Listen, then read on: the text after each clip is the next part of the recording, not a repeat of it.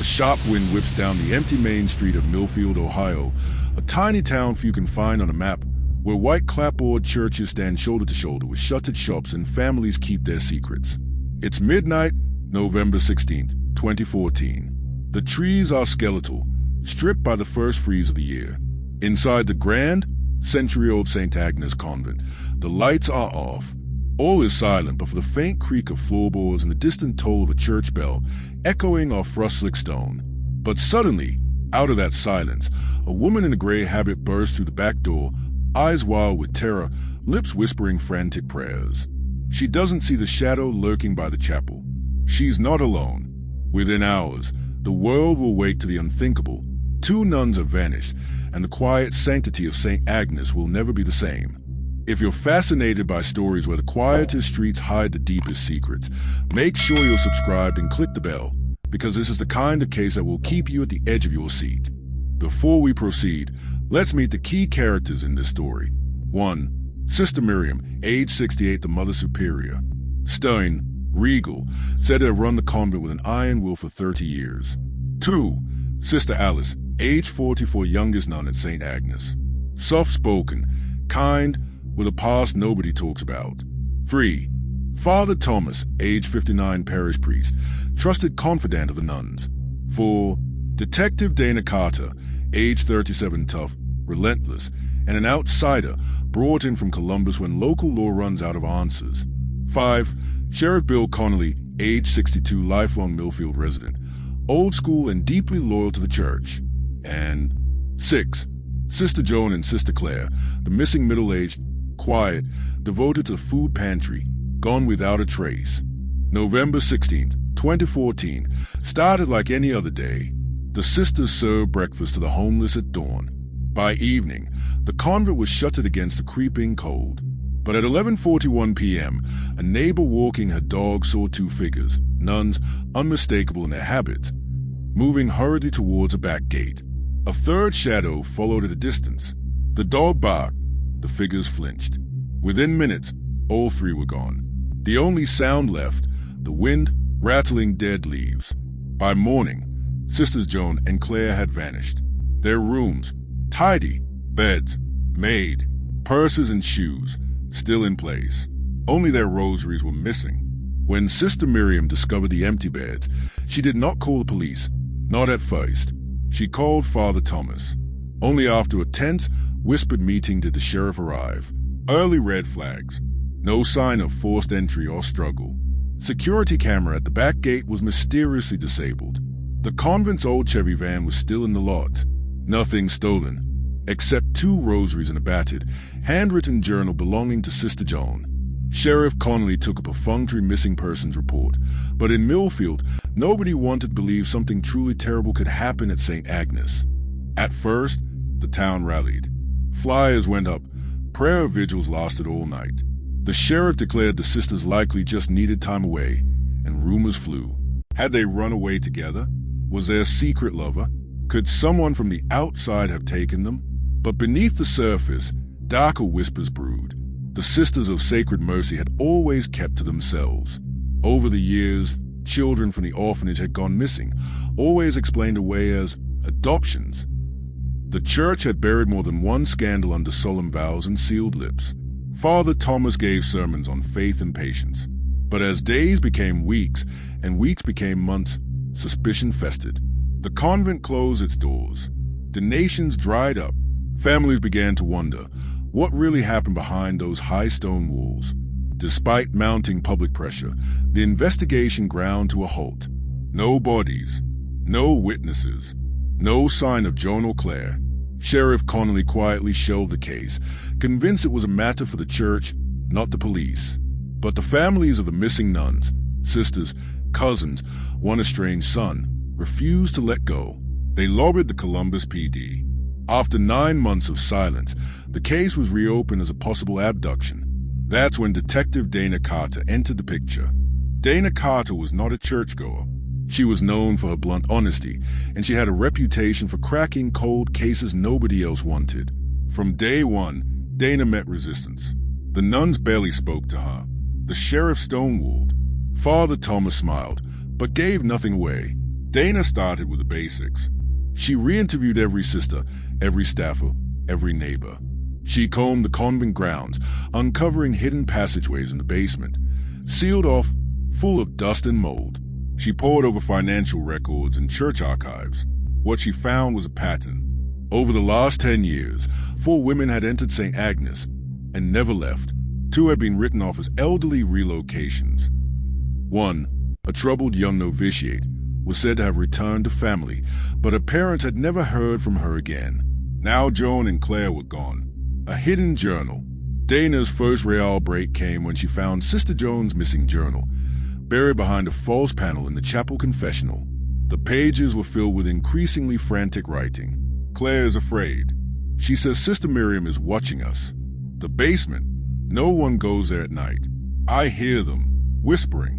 If we disappear, tell my brother to search the tunnel. Dana ordered a ground search of the convent's old root cellar.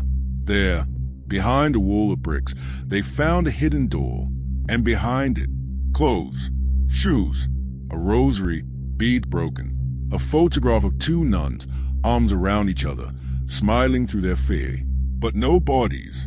A hidden journal. Dana's first real break came when she found Sister Joan's missing journal, buried behind a false panel in the chapel confessional. The pages were filled with increasingly frantic writing. Claire is afraid. She says Sister Miriam is watching us. The basement. No one goes there at night. I hear them, whispering. If we disappear, tell my brother to search the tunnel. Dana ordered a ground search of the convent's old root cellar.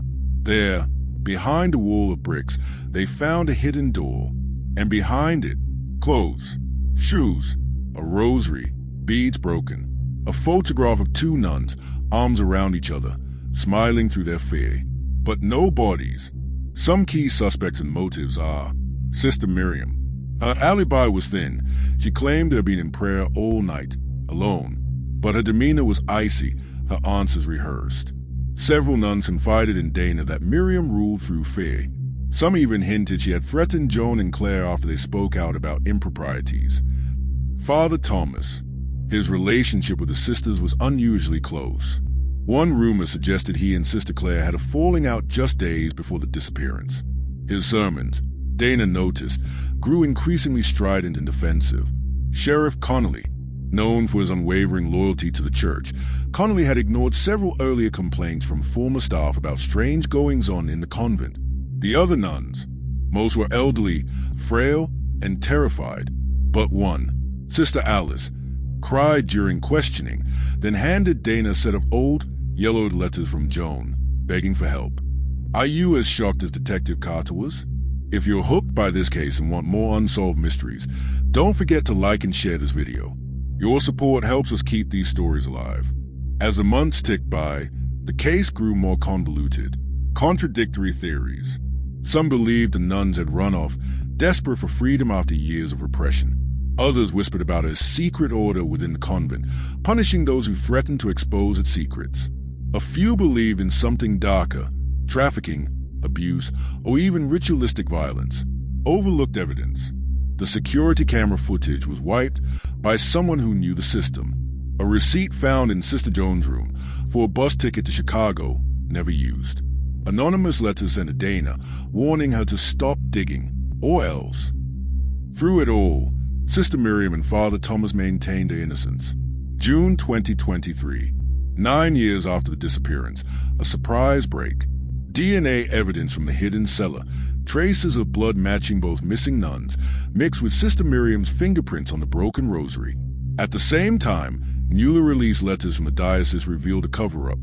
Funds had been funneled from the church to pay off witnesses, and Father Thomas had quietly resigned, moving out of state. Dana Carter, now with the Ohio Bureau of Investigation, returned to Millfield, this time with a warrant. The arrest. Sister Miriam, charged with conspiracy, obstruction, and suspected homicide. Father Thomas, arrested in New Jersey on charges of witness tampering and fraud. Sheriff Connolly, forced into early retirement, investigated for dereliction of duty. The surviving nuns, led by Sister Alice, finally broke their silence, testifying to years of abuse, threats, and fear. The trial was explosive. The press swarmed the small courthouse. Sister Alice described midnight punishments. Letters from Joan and Claire were read aloud, pleas for help, warnings of what might happen. The defense tried to paint the nuns as troubled souls who'd run away, but the evidence was overwhelming. The verdict: Sister Miriam was found guilty of conspiracy, obstruction, and accessory to homicide, but the bodies of Joan and Claire were never recovered. She was sentenced to life in prison. Father Thomas pled guilty to witness tampering and fraud. The case made national headlines, but left many uneasy. What really happened that night? Did Miriam act alone? Did the church protect her out of loyalty, or fear what else might come to light? Millfield would never be the same. St. Agnes closed its doors for good. The property later sold off to developers. The surviving nuns dispersed, some to new convents, others to family.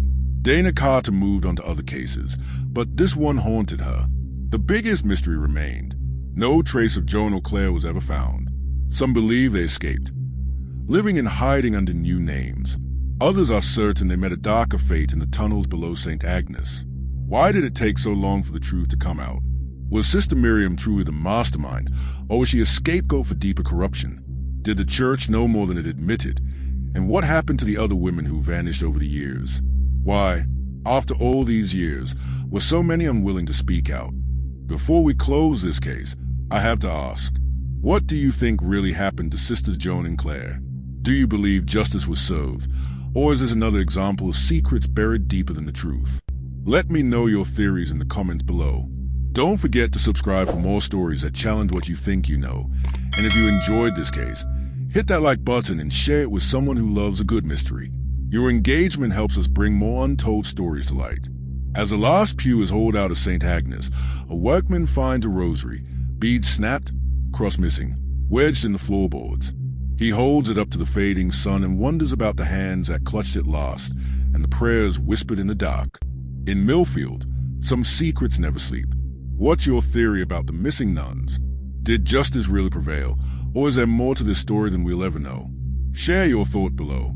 If you found yourself questioning every character's motives, if the twist kept you guessing, make sure you're subscribed so you never miss a story.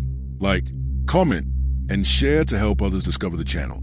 And thank you for being part of this community of true crime seekers.